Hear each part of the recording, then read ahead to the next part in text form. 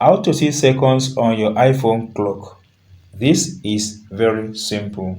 Doing so is very simple. So I'll get you through the two processes in order to get access to the seconds on your clock on your iPhone. The first one is to go and tap any free space on your iPhone, then tap on edit, tap on add widgets. Now here, go and type in clock.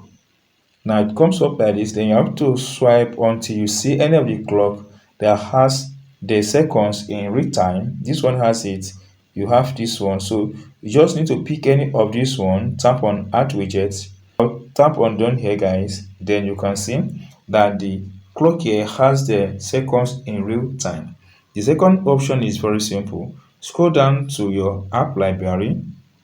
Here, tap on it, then once you tap on it like this, then tap on clock. Let's locate for clock, then tap on hold for a few seconds, then tap on add to home screen.